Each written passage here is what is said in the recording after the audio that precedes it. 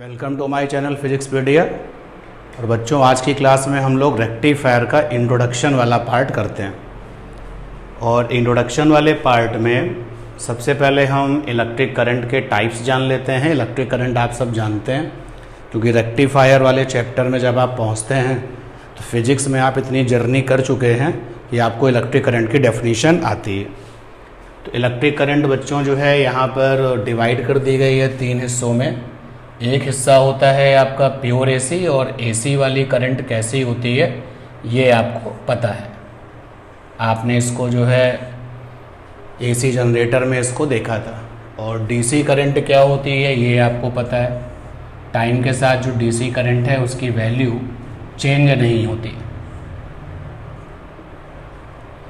और एक होती है बच्चों पल्सेटिंग डीसी। पल्सेटिंग डीसी का मतलब हो गया एसी और डीसी का मिक्सचर। और सबसे इम्पॉर्टेंट पॉइंट यहाँ पर यह है कि इसी पल्सेटिंग डीसी को हम लोग रेक्टिफायर वाले चैप्टर में, रेक्टिफायर वाले पार्ट में आउटपुट करंट के नाम से जानेंगे। कि आउटपुट करंट का मतलब हो जाएगा पल्सेटिंग डीसी की बात हो रही है। तो प्योर एसी इलेक्ट्रिक करंट होती है एक प्रकार की, प्योर डीसी भी इलेक्ट्रिक करंट है, टाइप्स ऑफ इलेक्ट्रिक करंट है। और पल्सेटिंग डीसी एसी और डीसी का मिक्सचर होता है। और इसको हम लोग इस टॉपिक में आउटपुट करंट के नाम से जानेंगे। और एसी का एक सपोर्टिंग हम लोगों ने टाइम के साथ में ग्राफ लिया हुआ है, डीसी का भी ग्राफ लिया हुआ है। तो ये आपको जो है एसी के और डीसी के बारे में ये फीचर्स पता है। जो प्योर एसी है इसके कुछ फीचर्स और आपको बता दिए जाएं। कि जो प्योर एसी की जो एवरेज वैल्यू होती है, जब हम इसकी एवरेज वैल्यू निकालते हैं तो एवरेज वैल्यू 0 आती है। और जब हम प्योर एसी की आरएमएस वैल्यू निकालते हैं, रूट मीन स्क्वायर वैल्यू, तो वो 0 नहीं आती है। तो प्योर एसी में जब एवरेज वैल्यू निकाली जाएगी तो 0 आएगी, आरएमएस वैल्यू निकालेंगे तो 0 नहीं आएगी। अच्छा, प्योर एसी की जो आरएमएस वैल्यू है उसको हम सिंबल से क्या लिखेंगे? तो RMS value of pure AC. बच्चों, इस रेक्टिफायर वाले आर्टिकल में जो प्योर एसी की आरएमएस वैल्यू है हम उसको आईएसी से लिखेंगे, आईएसी। और अगर बात करें डीसी की, तो डीसी की जो एवरेज वैल्यू जब निकाली जाती है तो वो 0 नहीं आती है। और अगर हम डीसी की आरएमएस वैल्यू निकालें तो वो भी 0 नहीं आती है। और डीसी की जो एवरेज वैल्यू होती है, एवरेज वैल्यू और जो आरएमएस वैल्यू होती है वो सेम होती है। और ये बराबर होती है पीक वैल्यू ऑफ डीसी। जो डीसी करंट की जो मैक्सिमम वैल्यू है उसके बराबर होती है। सपोज कर लो कि अगर हम टाइम के करस्पॉन्डिंग डीसी करंट की वैल्यू 10 एम्पियर लेते हैं, तो जब हम डीसी का अपना एवरेज वैल्यू निकालेंगे तो भी 10 एम्पियर आएगा। जब हम इसका आरएमएस वैल्यू निकालेंगे तो भी 10 एम्पियर आएगा। और इस डीसी का जो पीक वैल्यू है, यानी कि जो मैक्सिमम करंट वैल्यू है, वो भी कितना है? 10। और यहाँ पर अगर हमें डीसी की आरएमएस वैल्यू लिखनी हो तो आरएमएस वैल्यू ऑफ डीसी हम इसको लिखा करेंगे आईडीसी, आईडीसी। और एवरेज वैल्यू अगर लिखनी हो, average value of DC, value of DC, तो कोई नया सिंबल क्यों लेना? क्योंकि एवरेज वैल्यू जो है आरएमएस वैल्यू बराबर होते हैं डीसी में, तो वो भी हो जाएगा आईडीसी। और इधर अगर हमें कभी average value of pure AC लेनी पड़ेगी तो सिंबल हम लोग यूज कर लेंगे। और फिर आते हैं यहाँ पर जो पल्सेटिंग डीसी है उसकी बातचीत करते हैं। बहुत इम्पॉर्टेंट पॉइंट है ये आपके लिए कि जिस रेक्टिफायर को आप आज की क्लास में इंट्रोड्यूस कर रहे हो और आगे जा कर के इसी इंट्रोडक्शन को आप अप्लाई करोगे रेक्टिफायर पढ़ने में, तो जो टर्म्स हैं, जो यहाँ पर सिंबल हैं, वो हमको अपने साथ लेकर के चलने पड़ेंगे। तो इसलिए keep in mind the symbol कि प्योर एसी की आरएमएस वैल्यू को हमने IAC लिखा हुआ है और डीसी की आरएमएस वैल्यू को IDC लिखा हुआ है। और क्योंकि डीसी की एवरेज वैल्यू आरएमएस के बराबर होती है तो IDC को हम एवरेज वैल्यू ऑफ डीसी भी बोलेंगे और IDC को आरएमएस वैल्यू ऑफ डीसी भी कहेंगे। फिर हम यहाँ पर आ गए पल्सेटिंग जो डीसी होती है, जिसको कि हम आउटपुट करंट कहते हैं। तो जब हम पल्सेटिंग डीसी की एवरेज वैल्यू निकालते हैं, एवरेज वैल्यू, AVG मतलब एवरेज वैल्यू, तो एवरेज वैल्यू 0 नहीं आती है। जब हम इसकी आरएमएस वैल्यू निकालते हैं तो भी 0 नहीं आती है। और इस पल्सेटिंग डीसी की जो कि आउटपुट करंट होगी, हम इसकी आरएमएस वैल्यू लिखा करेंगे in this article. RMS value लिखेंगे IRMS। तो आपको जल्दी से ट्यून्ड होना पड़ेगा। IRMS क्या है? आउटपुट करंट की आरएमएस वैल्यू। IDC क्या है? डीसी करंट की आरएमएस वैल्यू, या फिर आप कह सकते हो कि डीसी करंट की एवरेज वैल्यू, ऐसे भी आप कह सकते हो। और यहां पर जो है आपकी प्योर एसी है, उसकी जो आरएमएस वैल्यू है दैट इज IAC। तो बच्चों एक रिजल्ट होता है यहां पर, और ये रिजल्ट कैसे मिलता है हम इस पर बात नहीं करेंगे। और वो रिजल्ट ये है कि जो ये पल्सेटिंग डीसी की जो आरएमएस वैल्यू है, जिसको कि आप आउटपुट करंट कह रहे हैं, तो इसका स्क्वायर यानी I² RMS is equal to होता है RMS value of pure AC का square I² AC plus RMS value of DC का स्क्वायर यानी कि IDC। तो ये जो रिजल्ट है ये बहुत इंपॉर्टेंट है अपने लिए, इस रेक्टिफायर वाले यूनिट्स के लिए। और ये रिजल्ट आया कैसे है हम इस पर बात नहीं कर रहे, वो हमारे लिए नहीं है। तो ये रिजल्ट बहुत अच्छे से आप देख लीजिए। I² RMS आउटपुट करंट की आरएमएस वैल्यू का स्क्वायर है, I² AC प्योर एसी की आरएमएस वैल्यू का स्क्वायर है, एंड I² DC को आप दोनों तरीके से बोल सकते हो। I² DC की आरएमएस वैल्यू का स्क्वायर है, and also you can say कि एवरेज वैल्यू जो डीसी है उसका स्क्वायर है। तो ये रिजल्ट आपको अच्छे से समझना चाहिए कि रेक्टिफायर के चैप्टर में हम कौन कौन से टर्म्स बहुत फ्रिक्वेंटली यूज करेंगे। इसके आगे और मूव करते हैं और एक फिजिकल टर्म देखते हैं, और इस फिजिकल टर्म का नाम है फॉर्म फैक्टर। इस फिजिकल टर्म का नाम है फॉर्म फैक्टर। फॉर्म फैक्टर, इसको हम कैपिटल F से लिखेंगे।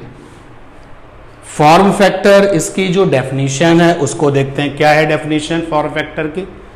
ये जो मैंने 3 तरीके की आपको आरएमएस वैल्यू लिखाई हैं उनको ही ध्यान से फोकस करना पड़ेगा, और फॉर्म फैक्टर की जो डेफिनेशन है वो मिलेगी। तो फॉर्म फैक्टर क्या होता है? आप देखिए जो आउटपुट वाला करंट है, आउटपुट वाला करंट जिसको कि आपने पल्सेटिंग डीसी कहा था, तो उसकी आरएमएस वैल्यू है, और जो ये आपका डीसी है, डीसी की आरएमएस वैल्यू है। दोनों को जरा ध्यान से देखें। तो सबसे पहले मैं पूछ रहा हूं आपसे कि RMS value of output current. इस चैप्टर में जिसका नाम है रेक्टिफायर, उसमें इनपुट और आउटपुट करके जो है आपके टर्म्स होंगे। तो जब रेक्टिफायर हम पढ़ेंगे तो हम जान जाएंगे कि आउटपुट करंट कैसे आता है और इनपुट क्या होता है। तो फिलहाल हम जानते हैं कि वहाँ पर कोई ना कोई इनपुट वोल्टेज होता है, करस्पॉन्डिंग इनपुट करंट होता है, और सर्किट में जो है कोई ना कोई आपका आउटपुट वोल्टेज होता है, करस्पॉन्डिंग आउटपुट करंट होता है। तो RMS value of output current मतलब पल्सेटिंग डीसी। पल्सेटिंग डीसी किससे लिखा हुआ है? IRMS से लिखा हुआ है। और आरएमएस वैल्यू ऑफ डीसी जो प्योर डीसी है उसको किससे लिखा हुआ है, आईडीसी से लिखा हुआ है। तो RMS value of pure DC, तो प्योर डीसी की आरएमएस वैल्यू को आईडीसी से लिखा है। तो बच्चों ये जो रेशियो बनता है, रेशियो यानी कि आईआरएमएस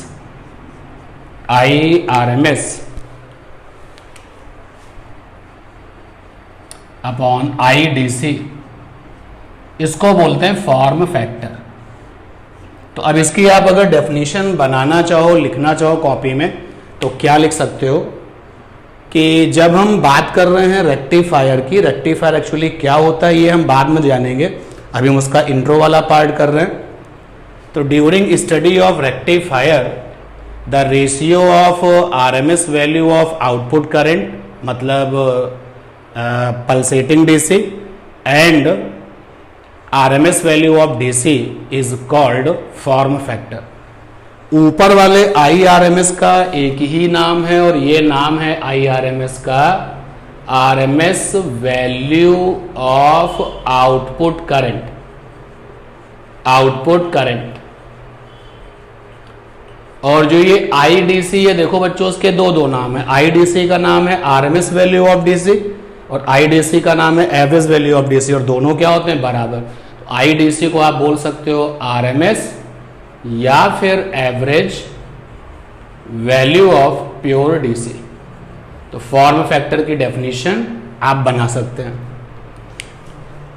और इसी तरह से एक फिजिकल टर्म है ripple factor, ripple factor small R. तो आपको ध्यान देना है प्योर एसी की आरएमएस वैल्यू आईएसी है, प्योर डीसी की आरएमएस वैल्यू आईडीसी है। इधर लास्ट में था आउटपुट यानी कि पल्सेटिंग डीसी, एसी और डीसी का मिक्सचर, उसकी आरएमएस वैल्यू है आईआरएमएस। तो जो रिपल फैक्टर है उसको जरा डिफाइन देखिए कैसे किया जाएगा। आपको आरएमएस वैल्यू लेनी है प्योर एसी की, आपको एवरेज वैल्यू या फिर आरएमएस वैल्यू लेनी है डीसी की। तो जब आप आरएमएस वैल्यू दोनों की ले लेंगे, जैसे कि सबसे पहले मैंने क्या बोला, आरएमएस वैल्यू लेनी है प्योर एसी की यानी कि आईएसी। ये क्या है, RMS value of pure AC, और ये अपॉन में क्या है, अपॉन में है आईडीसी। आईडीसी को दोनों नाम लिख सकते हैं, आईडीसी का नाम है आरएमएस या फिर average value of pure DC. तो जो ये रेशियो है that is called the ripple factor. आप डेफिनेशन बना सकते हैं, the ratio of RMS value of pure AC and RMS और average value of pure DC is called the ripple factor. ये बहुत ही इंपॉर्टेंट टर्म्स होंगे जो हम लोग इस समय इस इंट्रोडक्शन वाले पार्ट में कर रहे हैं, रिपल फैक्टर। अच्छा देखिए, एक रिजल्ट अभी हम लोगों ने किया था और वो रिजल्ट ये था कि I square RMS is equal to था I square AC plus I square DC. ये रिजल्ट हमने आपको दिखाया था अभी। तो जरा देखें इस रिजल्ट को हम यहाँ पर यूज करते हैं। तो यहाँ से आई स्क्वायर एसी आ जाएगा I square RMS minus I square DC.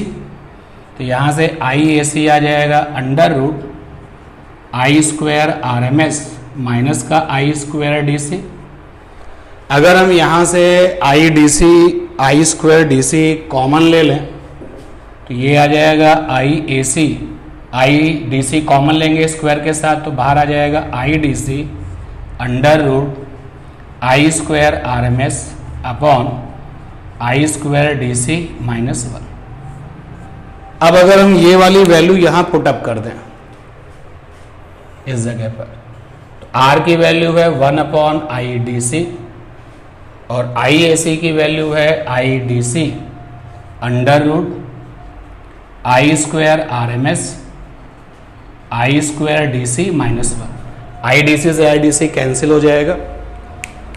तो रिपल फैक्टर में देखिए रिजल्ट आ गया अंडर रूट, इसको लिख सकते हो आप I R M S upon I D C whole square और माइनस का 1, और इसके जस्ट ऊपर देखिए रिपल फैक्टर के, तो I R M S upon I D C is a form factor, तो ये आ जाएगा under root F square minus 1।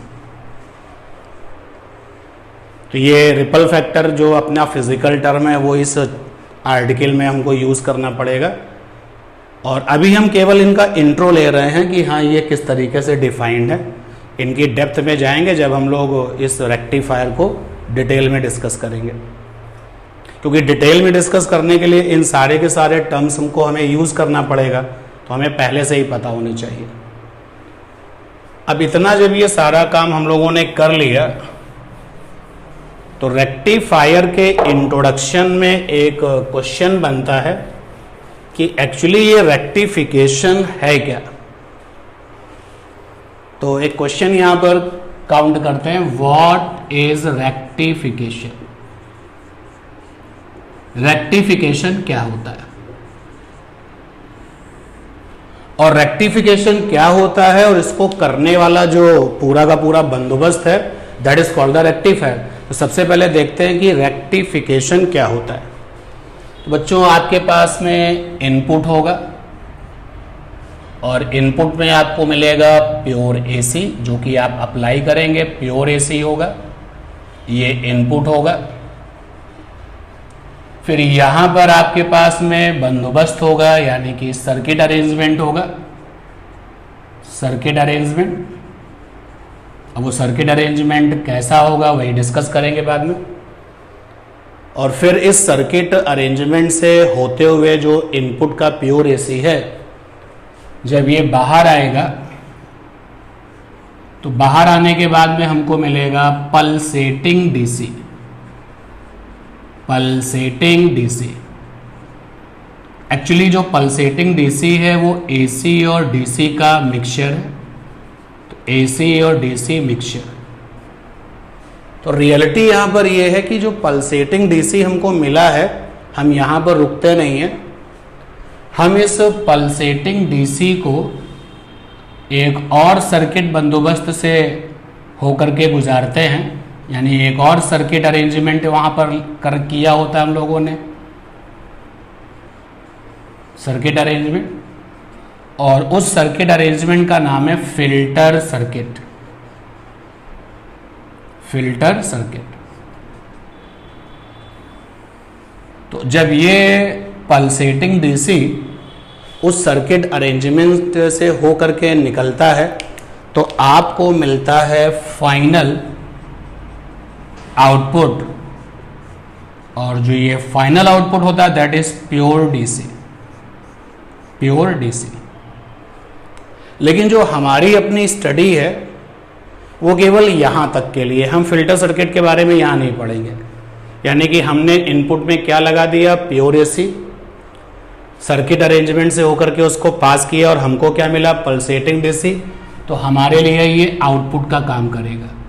और डिफरेंस रखने के लिए देखा, मैंने इसको बोला है फाइनल आउटपुट और उसको बोला हुआ है आउटपुट। तो ये जो पूरा का पूरा प्रोसेस है दैट इज कॉल्ड रेक्टिफिकेशन। तो रेक्टिफिकेशन क्या होता है वो हम लोगों ने यहाँ पर एक सिंपल वे में इसको डिस्कस करने की कोशिश की है। यानी अगर आप रेक्टिफिकेशन को लेकर के कुछ लिखना चाहें तो ये लिखा जा सकता है, conversion of pure AC, pure input AC signal आप कह सकते हो, एसी अल्टरनेटिंग करंट। तो conversion of pure input AC signal into pure DC signal, और ये जो प्योर डीसी सिग्नल है that will be output is called rectification. ये पूरा का पूरा जो प्रोसेस है वो रेक्टिफिकेशन कहा जाता है। एंड करस्पॉन्डिंग, और इस काम को करने के लिए जो सर्किट का बंदोबस्त है, corresponding circuit arrangement is called rectifier. अब वो सर्किट अरेंजमेंट क्या होता है तो रेक्टिफायर में हम लोग उसको पढ़ेंगे। हमारी अपनी नीट में और जेई के लिए जो हमारी अपनी स्टडी है, फिल्टर सर्किट को हम लोग बाद में डिस्कस करेंगे, यहाँ डिस्कस नहीं करेंगे, हम केवल इतने पर फोकस करेंगे ये चीज़। और इसी को लेकर के हमने अभी एक आपको बिल्कुल बिगिनिंग ऑफ द क्लास में एक आपको टेबल बना के दी थी। इनपुट एसी की जो आरएमएस वैल्यू थी वो आईएसी थी। इसके बाद में जो ये आउटपुट हमको मिला था, इसकी जो आरएमएस वैल्यू थी वो आईआरएमएस थी। और जो करस्पॉन्डिंग जो डीसी है वहाँ पर, ये जो प्योर डीसी है, उसकी जो आरएमएस वैल्यू थी वो आईडीसी थी। तो ये पूरा का पूरा इन सब में क्या रिलेशन होता है ये हम लोगों ने डिस्कस किया। तो आगे हम रेक्टिफायर पढ़ें इसके पहले बहुत ज़रूरी है ये सारा का सारा जो इंट्रोडक्शन है वो आपको आना चाहिए। तो इस इंट्रोडक्शन में कहीं कोई डाउट हो तो आप हमसे पूछिएगा, और इसके बाद हम लोग मिलते हैं कि what are rectifiers and the principle of rectifiers क्या होता है, ये सब पढ़ते हैं। Thanks to all.